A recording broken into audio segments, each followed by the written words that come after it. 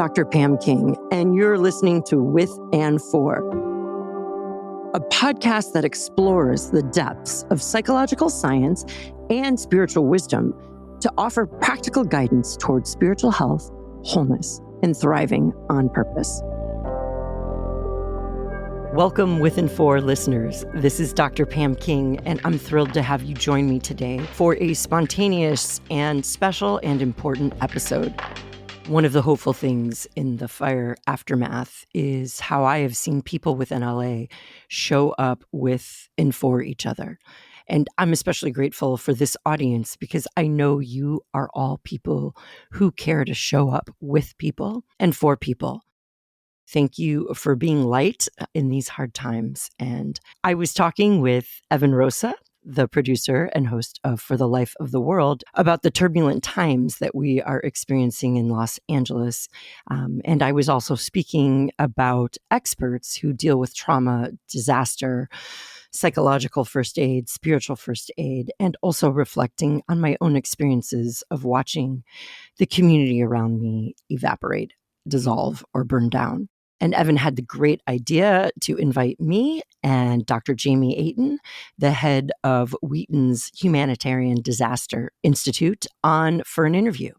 And I think you'll resonate with a lot of the themes of this episode, even if you aren't living in the midst of a disaster. But we all have challenges.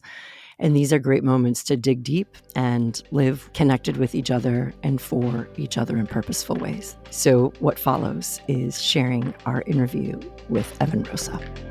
Thanks for listening. For the Life of the World is a production of the Yale Center for Faith and Culture. Visit us online at faith.yale.edu. When people go through disaster and extreme loss and grief, having a loving source of sacredness, divine God being with us, a God I can find refuge in, that is psychologically so important. Meaning making is so fundamental to who we are as humans. And when that is ruptured, it's devastating. And then when you rupture social networks, relationships, etc., like so much of what makes us human is missing. The significance of space and how sacred space is for people in homes. We might say, home is where the heart is. Witnessing my friends and colleagues lose their physical homes and neighborhoods has really challenged the way I think about that. We need resilience, but also would encourage the power of spiritual fortitude. So this is something that we've been researching now for a while. And a lot of it came out of my own experience of both cancer as well as those that we work with in disaster zones. And so one of the things that we discovered through some of our research was that spiritual fortitude is different from resilience, right? Resilience, we can think of that as, bouncing back to get back to life. But what spiritual fortitude does is it helps us to realize that it's important that we still learn to live even amidst the suffering, not just waiting to get on the other side of it to live, and to know that there is something powerful and redemptive and meaning to be found in just enduring. Spiritual fortitude helps us to really metabolize our suffering. And so for those of you who are listening, who are struggling and don't feel like you're bouncing back like everyone else, that's okay. Do good as best as you can and have others to carry you through this time. This is For the Life of the World, a podcast about seeking and living a life worthy of our humanity. I'm Evan Rosa with the Yale Center for Faith and Culture. Disaster preparedness is sort of an oxymoron. Disaster is the kind of indiscriminate calamity that only ever finds us ill-equipped to manage. And if you are truly prepared, you've probably averted disaster. But it's very fascinating to see the huge difference between the impact of disaster on physical and material life on the one hand, and the outsized impact on mental, emotional, and spiritual life on the other. Personal disasters like a terminal illness, natural disasters like the recent fires that razed Southern Californian communities, not to mention the impact of endless, senseless wars, hurricanes, earthquakes, floods. These, of course, all cause severe pain and physical damage, but that can be the kind of thing that is mitigated or rebuilt even if over a long period of time. But the worst of these cases threaten also to destroy the very meaning of our lives. No wonder disaster takes such a psychological and spiritual toll. There's an urgent need to find or even make meaning from it, to somehow explain it, justify why God would allow it, and tell a grand story that makes sense of the senseless.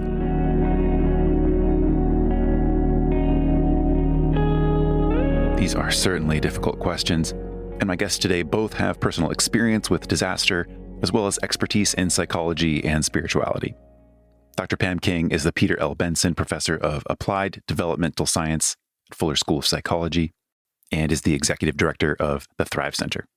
She's an ordained Presbyterian minister, and she hosts a podcast on psychology and spirituality called With and For. Dr. Jamie Aten is a disaster psychologist and disaster ministry expert, helping others navigate mass, humanitarian, and personal disasters with scientific and spiritual insights. He's the founder and executive director of the Humanitarian Disaster Institute at Wheaton College, where he holds the Blanchard Chair of Humanitarian and Disaster Leadership.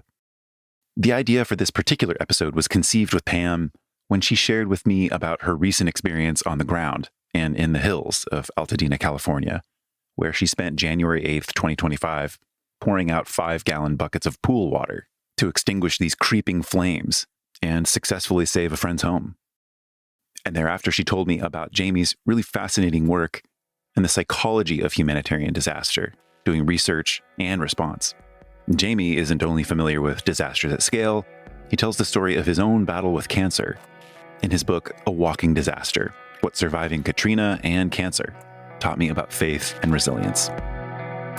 In this conversation, we discuss the psychological study of disaster, the personal impact of disaster on mental, emotional, and spiritual health, the difference between resilience and fortitude, and the theological and practical considerations for how to live through disastrous events.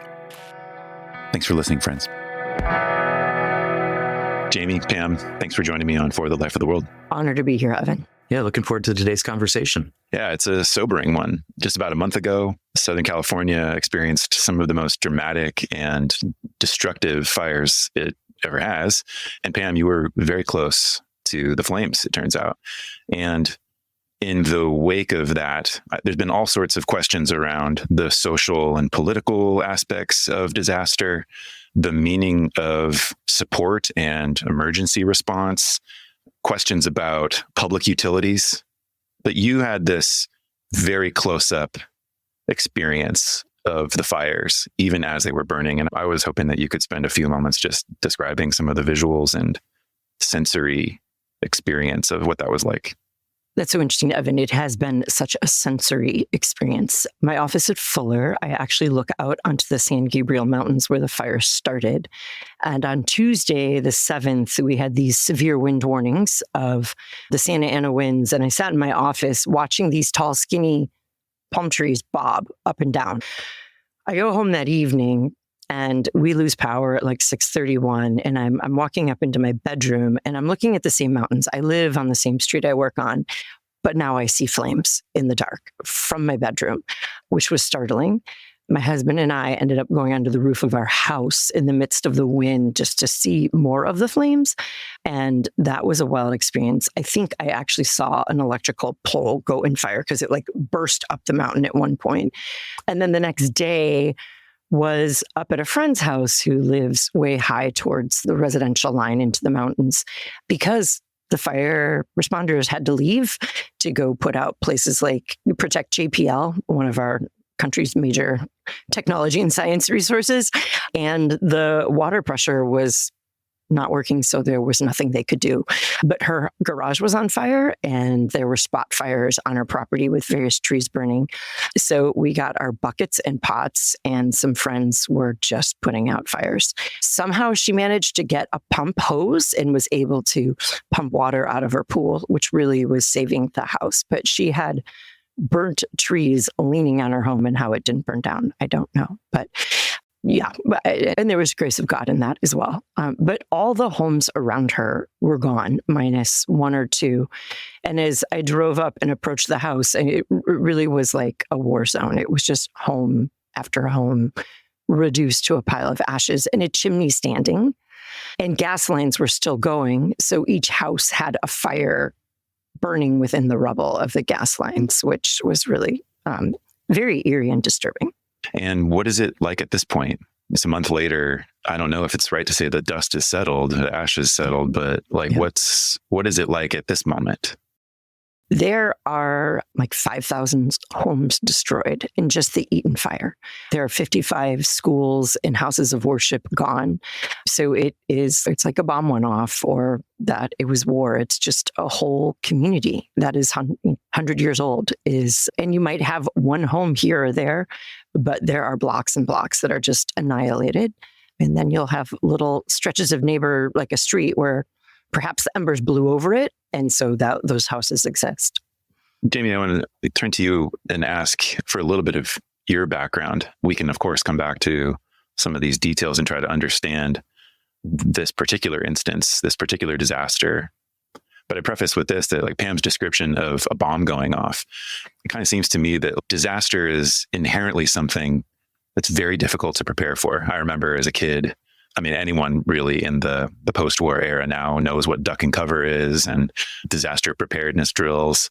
And yet the fact that it seems like we are so impervious to things like this until it actually happens seems to be this property of disasters. And I'm just curious if you can help us lay some context for what it means to understand the human response or the impact of disasters on humanity and then the human response to disaster. Where do you start? The impact of disasters on humanity is continuing to worsen and be more significant over time. So there's studies that look back to about 1985 that show almost a 400% increase in natural disasters globally. Now, with that, not all of those are giant hurricanes. That a lot of that's involving different types of things like flash flooding and those types of events as well. But we are seeing a significant increase in disasters. We're seeing as populations shift over time where we're relocating, that we tend to be in more densely located areas that tend to be higher at risk. Miami would be an example of that. Another thing that we start to see with disasters is that they're actually becoming more complex, where you see one event triggering another event. So an example of this would be in Japan after the 3/11 tsunami. That's one of the places where we had worked for quite a while afterwards. And, it actually started off with a bunch of these small little kind of ripples that were happening of like these mini earthquakes that then led to the full tsunami, which then led to a nuclear plant meltdown, which then led to a public health crisis, which then led to, and the list just goes on. And so we are seeing events becoming much more complex and more challenging. So the impact, we also know, doesn't just impact us physically, but also emotionally and spiritually.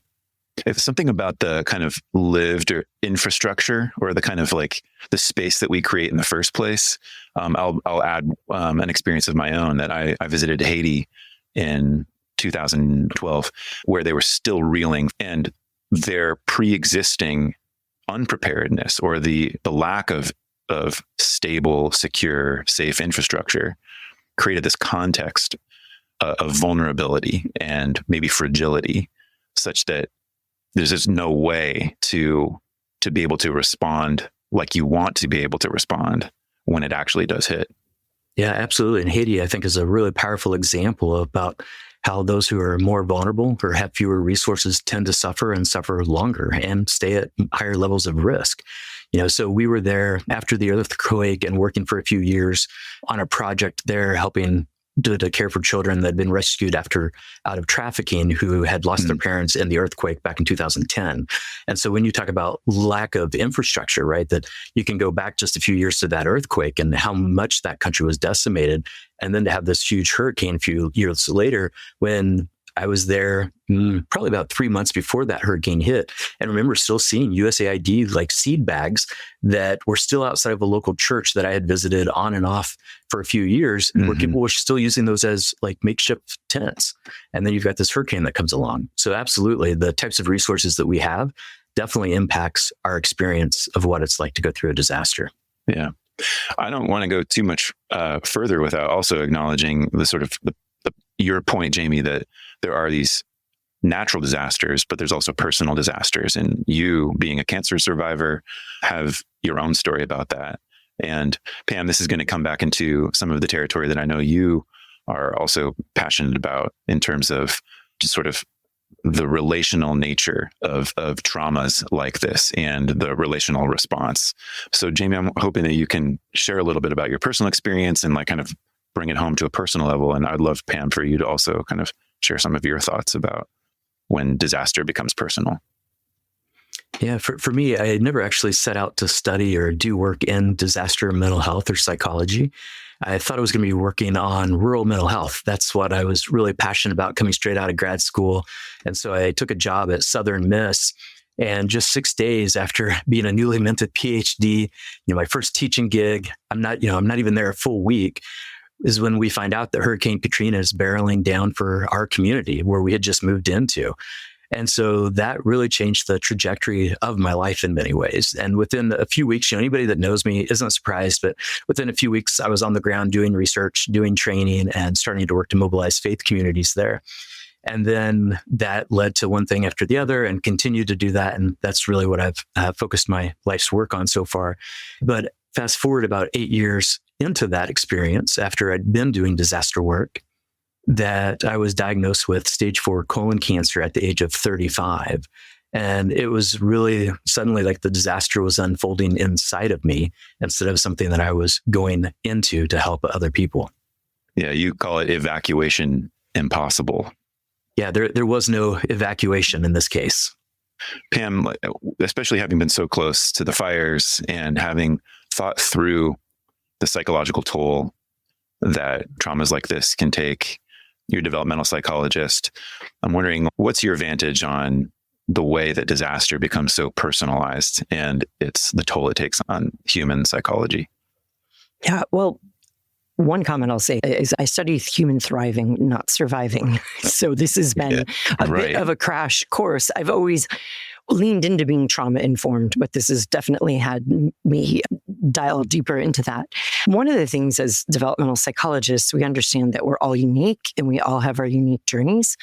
And as Jamie was just illustrating, and as I'm experiencing and witnessing here, is that people come into this collective trauma with their own stories, with their own tools in many cases, and also with their own quote unquote baggage, so to speak. So trauma, one thing that's been very helpful for me is understanding compounded trauma, that people come into a natural disaster with existing traumas in their life, whether it's a recent death in the family, which is the case of one of my colleagues, or families going through difficult times or struggling with chronic illness or divorce. There are many things that impact how people personally experience a collective traumatic event. I'm also really struck by the social aspect of it. And one of the issues of the Aten fire that has captured a lot of media attention is Altadena having a very strong and multi-generational Black community that came here earlier in the 1900s because it was one of the very few areas that Black people were allowed to purchase property in Los Angeles. So you have these multi-generational families living within blocks of each other or sometimes in ADPs on the same property. And so when that whole neighborhood is burnt, all their social capital, or not maybe all, but a lot of their social capital is lost. All their family is out of homes. There's no aunt or uncle to go stay with, where I have friends who grew up down the hill, so they're with parents. We have a lot of transplants in LA, so there's a lot of people with nowhere to go. But it is very poignant to see how a very tight-knit community that resides in a neighborhood, and the neighborhood is gone, you lose more than just a home.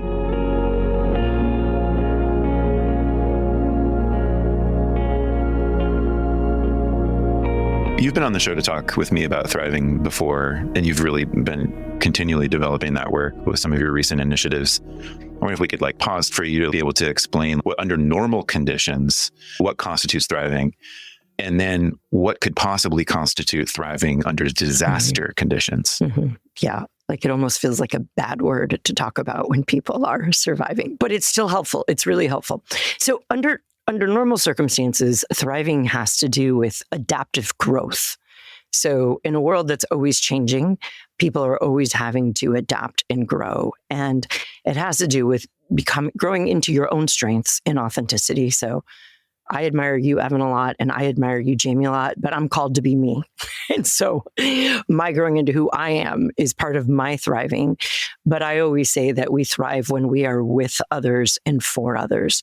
It's an inherently relational concept. Humans don't grow without love, without being known, without others to be cared for and to care for, to reciprocate with. And we grow purposely. We grow for something bigger than ourselves. Some of us understand that as a vocation or purpose. It could be for the good of humanity. But so thriving has a lot to do with relationality and purpose.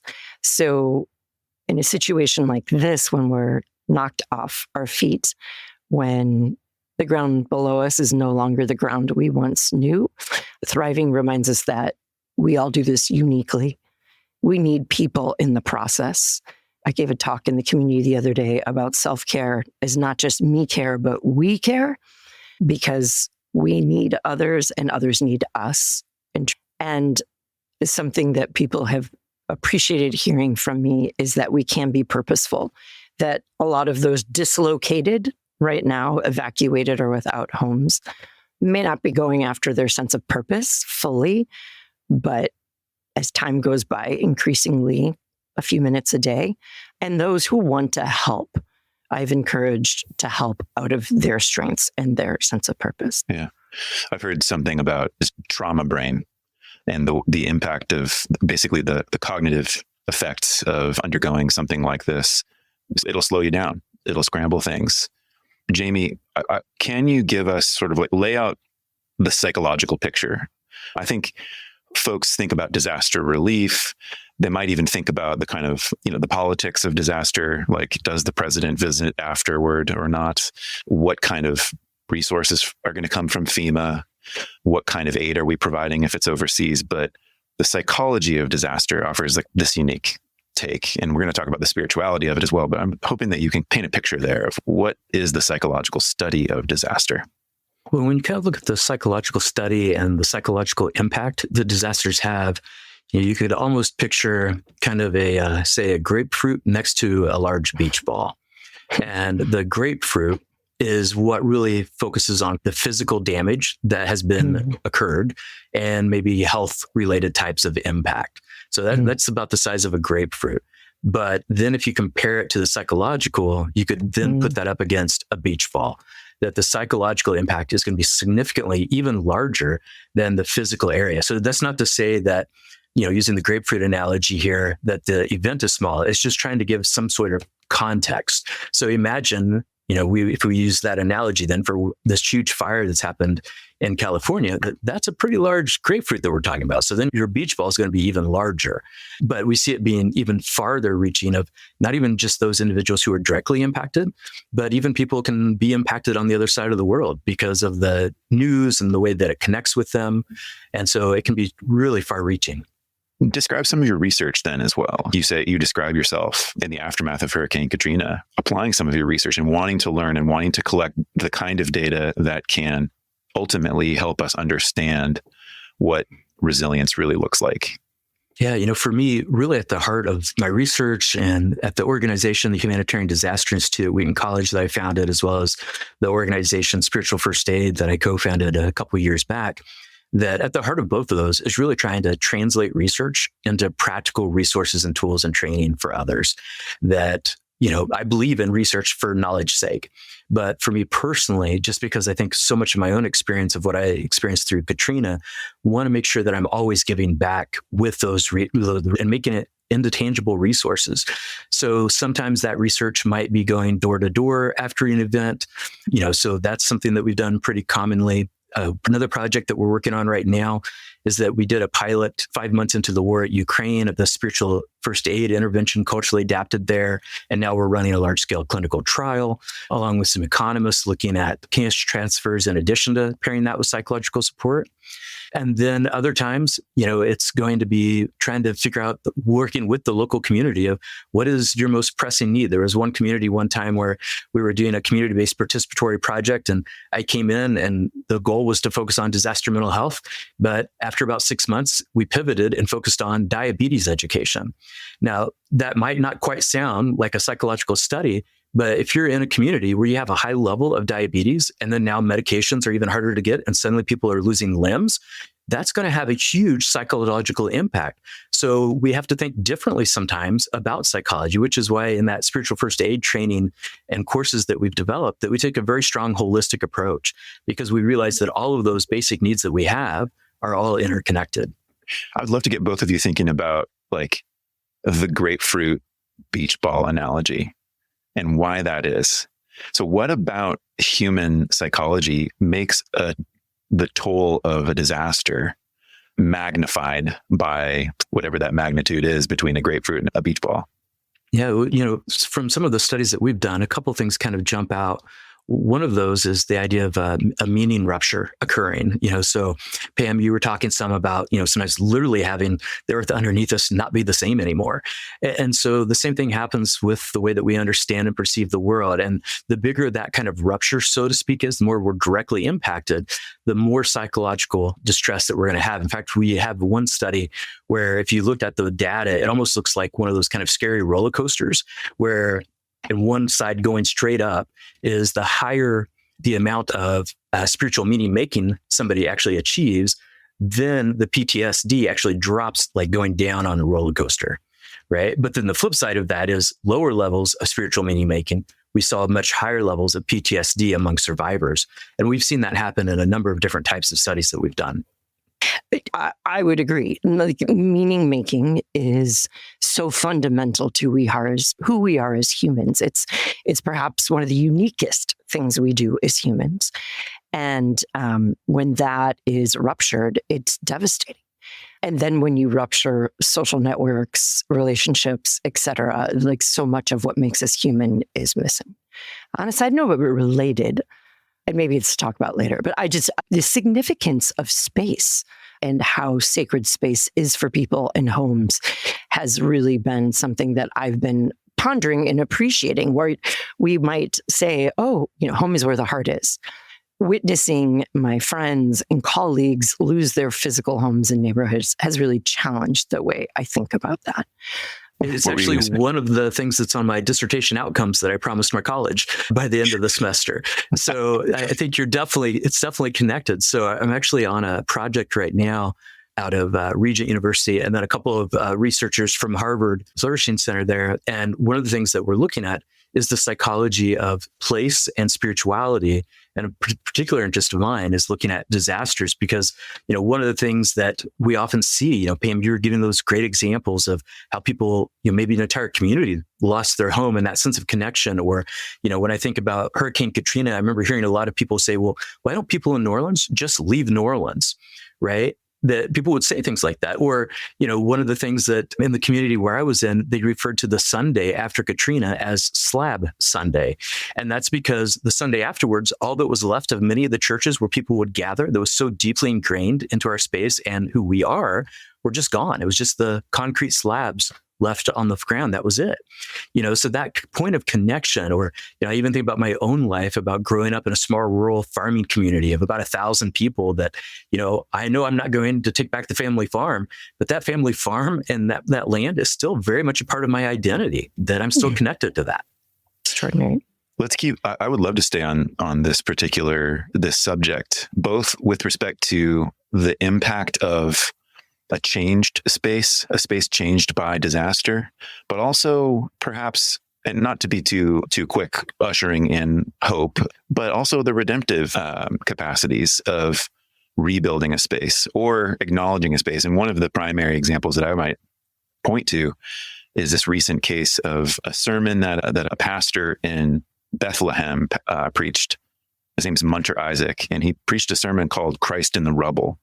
And for Christmas that year, they set up a creche, a nativity scene in some of the actual rubble from Bethlehem that was just like part of the damage of war. And that says something. That says something very powerful about the impact of disaster on a space. And then again, the human response to that, and what rebuilding might look like, or what understanding, what building meaning might look like in the wake of that. Yeah, we've done some research on religious attributions, because you see that quite often in the aftermath of an event where that it can bring hope, where you start to see these powerful symbols. As you were talking about the nativity scene, a picture that I have in my office at the college, right behind where I normally sit, is one where it shows this rubble, and somebody had pulled out parts of plastic nativity scene and placed it, and they propped it up where it was kind of above the rest of the rubble. And those things aren't uncommon, or even to see sometimes where maybe there's something that survives that resembles a cross, and then people start to, find meaning in that sort of thing as well. So both that we can find meaning in the restructuring of things, but also even in the rubble itself. That's beautiful. Pam, tell us more about like the space that you are seeing being rebuilt right now, even with respect to the relational space that Altadena or just Southern California in general, you feel like how that's become? Yeah. Evan, I don't see space being rebuilt yet, but what I see are other community members coming together in really profound ways. Like I feel like I see hope embodied through networks of people coming together to bring clothes, sort clothes, bring water, sort, hand out. That it is really invigorating to see others come together on behalf. It's a very with and for experience. So that's hopeful. But I really experienced people right now, just even this week, extremely disillusioned and so disoriented by space. A friend mentioned that her 8th grade son just started crying the other morning and said, "I can't find a spoon." And it was the little thing in what's supposed to be a home. He should know where his spoon is. Spoons are for cereal. But these little things that should be just common to our life and easy and simple. Everything is a cognitive load. We don't know what to wear because we're putting together outfits from people who've given us clothes or from stores that are donating. Everything is effort, it's wild to see how taxing psychologically that is. A thought on home and space, though, maybe going back, your colleagues, Evan, at Yale, I was, since the fire, rereading The Home of God by Miroslav and Ryan, and just really kind of meditating on the concept of the redemption and fulfillment of creation and even the created order, and God coming to dwell here and seeing the devastation in the created order ravaged here.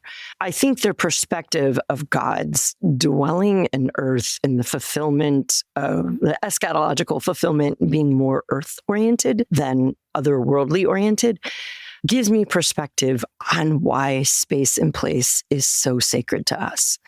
Their theology really affirms that the material world is part of our human experience, and it's valid. And that's been validating for me of why people are so disoriented and disturbed to lose their physical home and neighborhood. That's, I think, a very good point. Jamie, with spiritual first aid, where do you see that fitting in? So this is to try to develop that point about sort of the theological, spiritual take now. It'd be wonderful to see how the psychology and the spirituality kind of integrate there. But tell us a little bit about spiritual first aid, what that means, and what you're trying to respond to there. Yeah, so spiritual first aid is a research-driven course that teaches people how to really turn their compassion for unmet mental health needs into effective care. And we do that by bringing in theological perspectives along with the psychological and trauma-informed care, and it's evidence-informed. And what we're really trying to do is to teach people how to practically put their faith into action is what we're trying to do with it. And, oftentimes we see these devastating disasters that occur. And one of the things people will feel is, I don't know what I could do to help. But one of the things that I think sometimes underestimate is just how powerful that human connection and support is. So we've had a number of studies that we've done. One that comes to mind was after a mass shooting that happened at a junior college in Oregon. And one of the things that we found was that when people received positive spiritual support, that they reported lower levels of trauma, lower levels of depression, and lower levels of anxiety. And when we're talking about providing that spiritual support, it wasn't something overly complex. It was that showing up, being present, both physically, emotionally, and spiritually, to care for others in tangible needs. And so what we've done with spiritual first aid is to take all this, about 50 different studies that we've done and hundreds of scholarly publications, and to really be able to translate that into a really simple model that we call Blessed CPR that we teach, which is instead of having to focus on, a lot of mental health interventions focus on, here's 20 different types of mental health problems. Here's a list of about, 50 symptoms for each. Go memorize all that. And then you get to the end of your day and you're like, well, what do I do now? And so we've really boiled it down to the blessed being those kind of 5 basic needs that our research showed that when they go unmet, cause psychological distress. So biological, livelihood, emotional, social, and spiritual. And it really kind of bypasses having to know all of those other types of symptoms to be able to know what is your most pressing need right now? And what's one thing I can do to help you? That could be bring me a glass of water. It could also be to sit with me. It could be to help me with paying a bill that I have, that we're teaching people to start there. And then, so that's the triage process, right? Because we can't help everything. But when you look at those needs, I like to think of them as a Rubik's Cube, because never do we help somebody that has one problem, right? Instead, most people we interact with, you could probably fill up the entire side of a Rubik's Cube or maybe a whole Rubik's Cube with all the problems. But what happens when you focus on just one tile? When you push on that one tile, it shifts the entire puzzle. And that's the approach that we take to caring for mental health, and as well as the spiritual needs. And then from there is the C, which is the care with practical presence. So it's, again, about being there in the moment, but also providing that tangible relief. And then the P stands for providing coping practices. And then the R, refer and resource. So we're helping to really provide basics where we can step into those gaps where people may not be able to get care, provide hope and care to be able to keep problems from getting worse, stabilize others, and then also, when needed, to be able to refer to get them connected to other resources.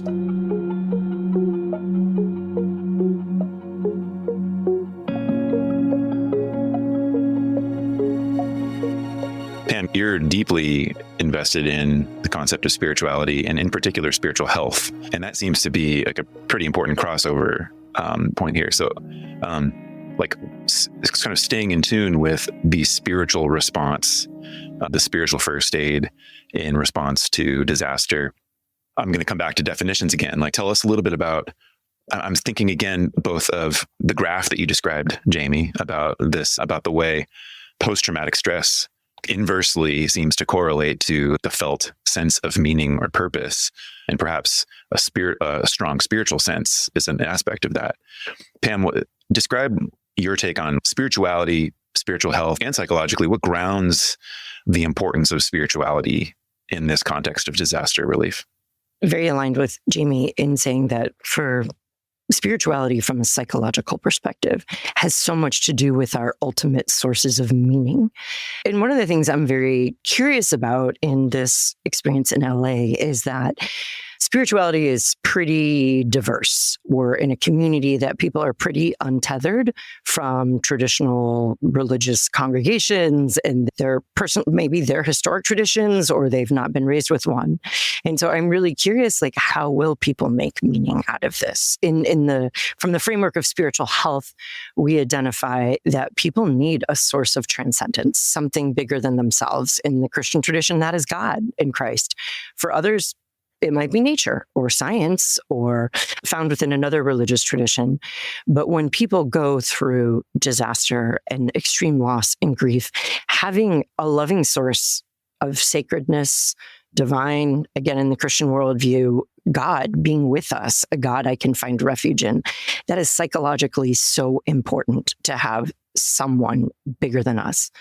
I hear a lot of people ask, where is God in this? And it brings up theological issues around God's power and sovereignty, God's presence, God's love for us. And I know personally, I have really had to lean into God's presence in this, that, I have thought of the cross in rubble, that, Christ's death, crucifixion, that loss, that death allows, I believe, God to have a lot of empathy for us. And I imagine God's distress in this, but being able to lean into God's comfort which I feel like has become a practice of refuging instead of seeking a refuge, of refuge being something active, of actively just needing to find God's presence in the midst of the rubble and the pain around here has been very important to me. But so that would be an aspect of spiritual health that's really important. And practices are a second aspect. And I've really been encouraging people. And I want to ask Jamie, when meaning making comes in, because I have had friends say, I can't even listen to a meditation. I can pretty much breathe. That is all I have the capacity for. And so wanting to meet people where they're at with practices that ground them in their senses, in the ground that's available to them. Some have found lament very helpful, of being able to hold those things that are destroyed and what they're grateful for, but others aren't there yet. So understanding what practices are appropriate, I want to ask Dr. Aten. Yeah, so kind of looking at some of those practices, that's another piece that we do in spiritual first aid, is also to talk about how or when or is it even appropriate to bring in things like prayer or, different sacred readings into care, and teaching people how to navigate that, where we're meeting people with where they're at, and both in terms of where they are in terms of their own beliefs, but then also meeting that person where they're at in terms of what their situation is. Because when we initially developed spiritual first aid, we started piloting it 5 years ago or so, and then we released it during COVID, that we had initially thought it was just going to be a disaster intervention. And then we started hearing people using it in everyday life. So we did a major revamping of it, where we really developed it now to be able to be used for mild stress all the way to mass trauma, with the way the intervention's set up. So we're grappling with those things of how do we incorporate practices and when do we do that? And so as we're starting to navigate that, one of the things that we've seen oftentimes is it'll depend on how much that person was impacted, as well as the timing, like what you were talking about, Pam, about early on. You're not necessarily going to be making meaning yet, but it is important that you still strive for it. And so there was I'm also a part of a research project being led by Elizabeth Hall out of Biola University and Crystal Park out of University of Connecticut. And we've actually been studying lament in this particular grant that we have. And one of the things that we found in one of the early grants a couple of years back was that even if a person doesn't all come to fully achieving meaning made, that if you look at a review of the literature, that people who still strive to find meaning tend to have similar positive outcomes. The part where it starts to get nuanced is when meaning is never made. And it becomes to that point where now I'm obsessed with that I just, the example of somebody who's lost somebody in their life, and then they lose everyone in their life because they've just fallen off the grid, so to speak, right? That's when it becomes, that question takes over everything, is when it becomes problematic. But striving in of itself is valuable. And so, lamenting, I think, is one of those things, because it's bringing that, it doesn't mean you have a resolution, right? I remember early on, after I was diagnosed with cancer, somebody gave me a book on Kierkegaard. Great book, but Kierkegaard was not going to solve all my pain or suffering or take away all my why questions. And in fact, my why questions weren't questions. They were actually moments of lament when I look back on them, that it was me kind of an emotional outlet, not really asking anybody to answer those questions for me. And so I think early on, it's to create those spaces to lament, to be able to hear what others are going through. And the other thing is, again, starting to work toward trying to make that mastery or meaning over the experience. So here's just a simple practice that we did after the Baton Rouge flood back in 2016. So we did a study there, and we randomized people in our study, where one group, we had a control, another group ended up writing for 10 minutes, just a journal entry about their disaster experience. And then the third group, we had them specifically to journal to God about their disaster experience. And then we tracked them out over 6 months. And at the 6-month point, those individuals that simply early on, within 6 weeks of the event, simply wrote a 10-minute journal to God about their disaster experience.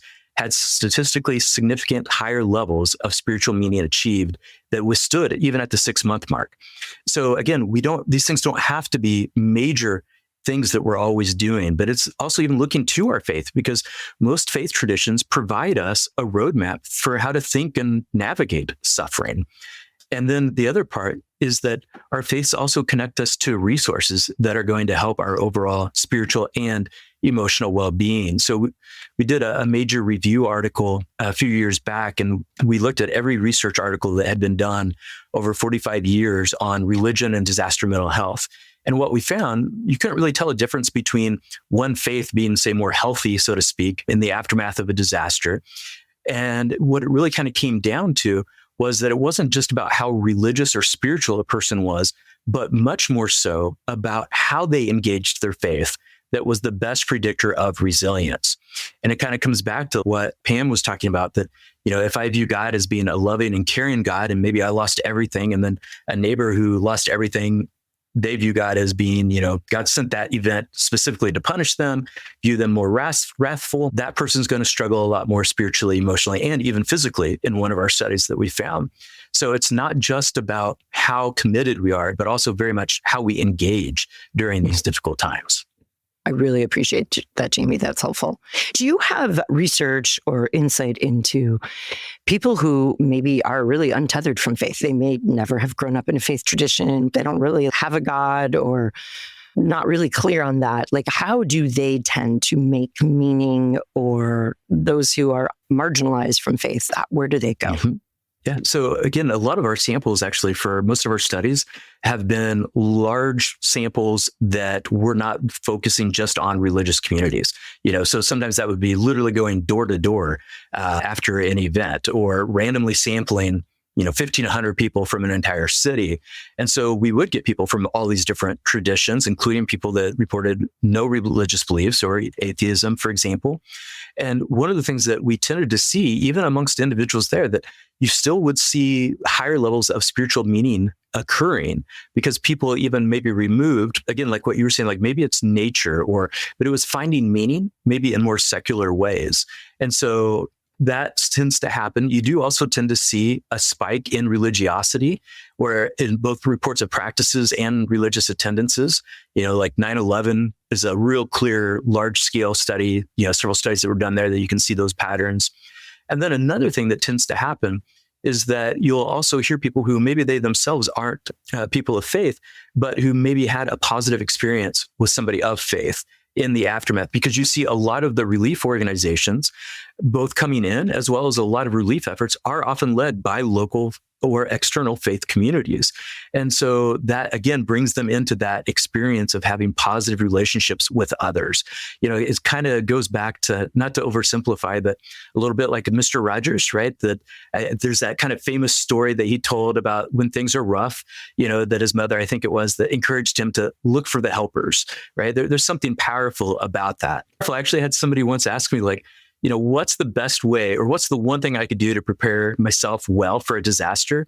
And I really think it comes down to, again, Mr. Rogers, that it's like, get to know your neighbor, right? Because in the event of a disaster, if you know your neighbor, you've got somebody you can turn to, and also they're more likely to turn to you.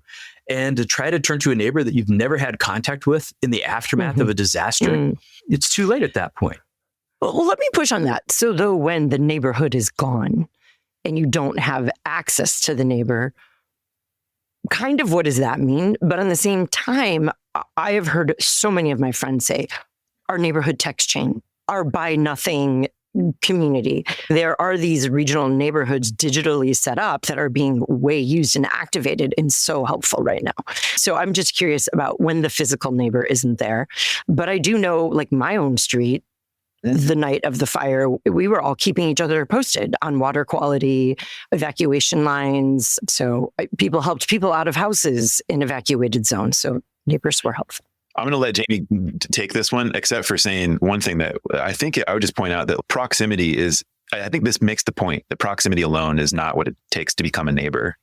From proximity often, but they extend so far beyond that.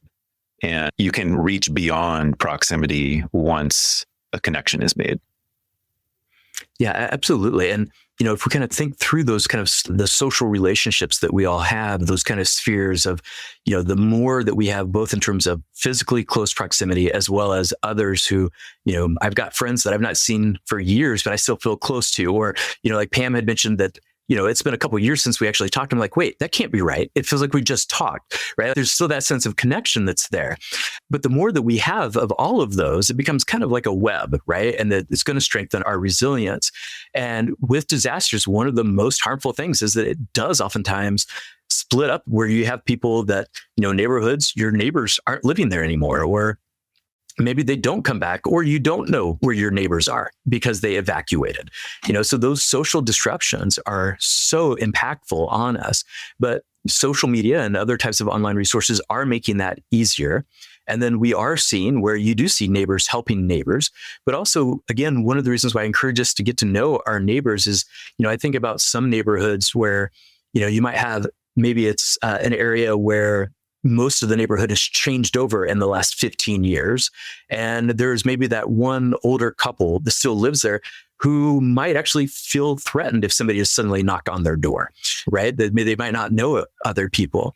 And so again, it's going to vary a lot from neighborhood to neighborhood, but the more that we can get to know each other and to establish those relationships and to be able to start to find ways, for example, one of the things that we often advise when we're working with churches where their communities have been impacted, about somewhere maybe 3 to 6 months, you start to see a lot of local clergy start to burn out. That you'll hear them say things like, I went to seminary and I've trained for these things. I've not done any of that for 6 months. I'm now managing relief teams. I'm bringing donations in. I sometimes forget what being a pastor was even like prior to, said event. And a lot of times they start to feel isolated. And so one of the things, though, is it's hard to ever get them to leave to go out to connect with friends or family elsewhere because they feel like they can't leave their communities or their congregations. And so there's a couple of denominations that we've advised in the past to try to set up weekends where you're paying to bring somebody in to visit them, or have somebody that's going to be willing to volunteer for a week to work alongside them that they've not seen for a while. So if we can't necessarily get to others, can others maybe come to us? So trying to find ways that we're staying in touch is just so important.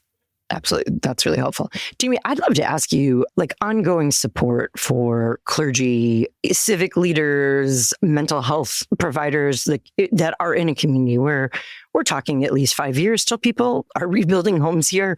What do you recommend in terms of social support? Should pastors have small groups? Should there new kind of supervision? Should they go out of town and get a time away? How do people pace themselves? I think all of those things, we all need all of those things, right? That those are all highly important, but especially in the aftermath of a disaster. And one of the things that I would encourage people to be thinking about is just how to find those relationships that are really life-giving to them, right? So it doesn't mean that we have to actually do all of those things because you're probably feeling overwhelmed. And in fact, in spiritual first aid, when we talk about self-care, we actually don't hardly use the word self-care. We actually tend to say spiritual self-aid. And part of the reason for that is that I know a lot of people in these contexts, myself included. There was one day I was listening to NPR and they were talking about self-care and relationships. And the experts were talking about all the things you need to do to be healthy and avoid burnout, right? And I sat down, being the researcher I am, and I did the math, right? Of all the things, how long would it actually take for me to do all of these things, and realized, no wonder I feel stressed. It actually added up to more time than I have in a given day, right? And so if you're thinking about, where do I even start? I like to think of self-care a little bit more like surfing, which is, you guys can see me that I don't fit the typical surf profile, being the redhead that I am from the Midwest. Anyone can surf. But with that being said, I do think surfing is a good analogy that it's okay to sometimes go into the wave and be on these busy kind of crest of just things that are about to knock you over. But then you have to know when you need to come down off the wave, know when you need to just go into still waters, and know when you need to get out onto the beach altogether. And so it's learning to have, I think it's really more about having healthy rhythms and maintaining those contacts even through times of craziness.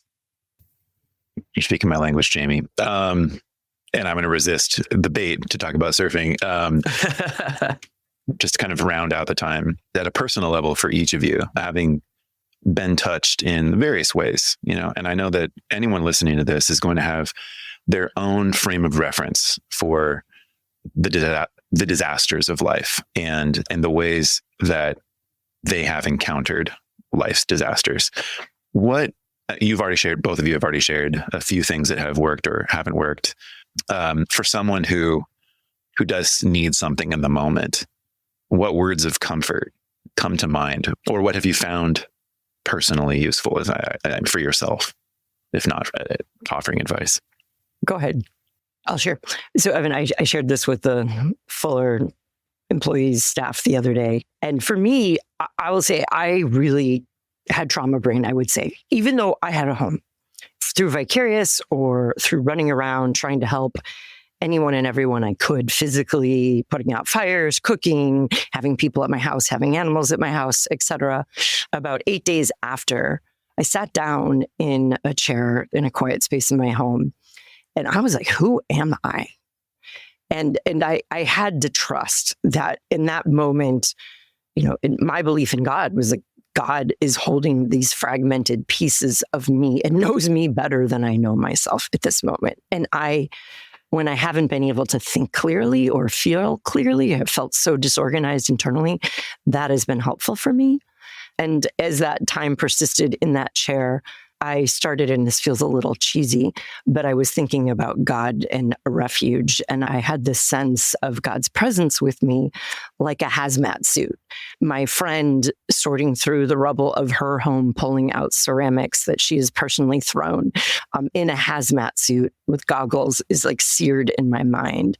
And I started to imagine that, there's no promise I'm not going to get burned, that people around me aren't going to suffer, but God's love is with me. And I can breathe that air of love as if in a hazmat suit of clean air wherever I am.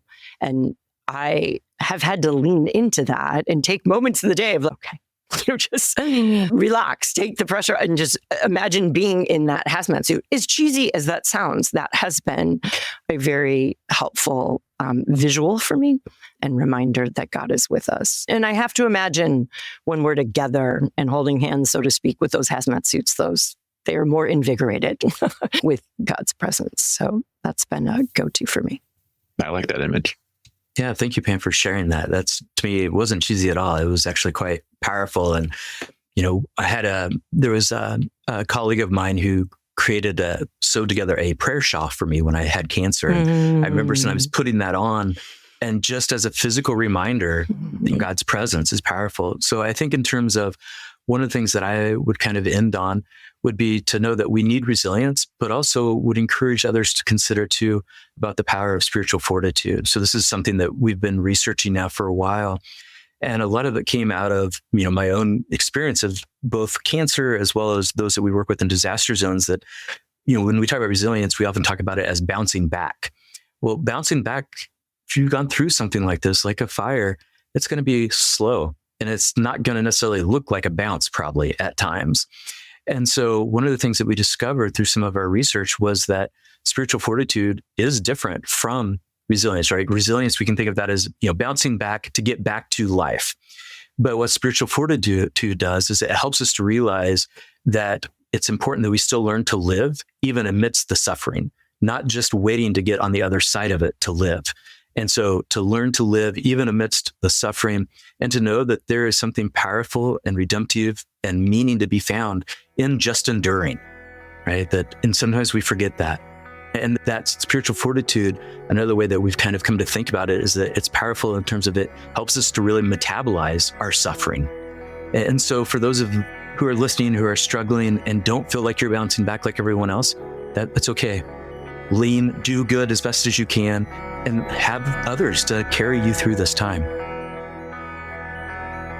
Thank you both so much for sharing personally about this. That's not an easy thing to do, let alone in public. And the example that sets, I think it creates a space where you're helping to bolster people who also need the fortitude to share about their own experience. And I think it does offer something unique and valuable to be able to hear the stories of what does help, what does not help, and what both science and spirituality are telling us can pave a way forward. Thank you both for joining me. Yeah, Evan, thank you. Jamie, thank you. Thank you guys both for having me and just really enjoyed this conversation.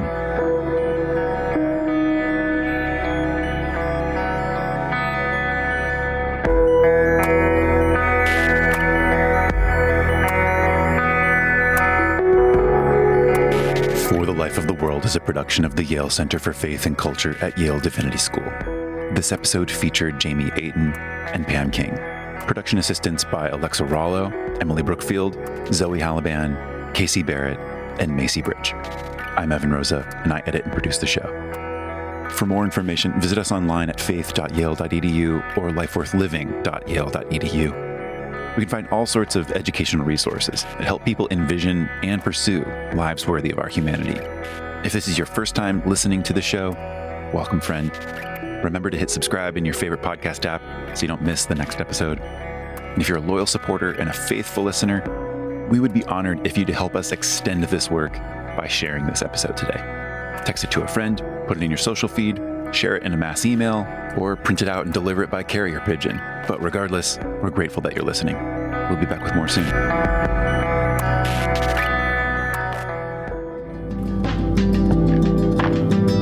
With and For is a production of the Thrive Center at Fuller Theological Seminary. For more information, visit our website, thethrivecenter.org, where you'll find all sorts of resources to support your pursuit of wholeness and a life of thriving on purpose. I am so grateful to the staff and fellows of the Thrive Center and our With and For podcast team. Jill Westbrook is our senior director and producer. Lauren Kim is our operations manager. Ren Jurgensen is our social media graphic designer. Evan Rosa is our consulting producer. And special thanks to the team at Fuller Studio and the Fuller School of Psychology and Marriage and Family Therapy. I'm your host, Dr. Pam King. Thank you for listening.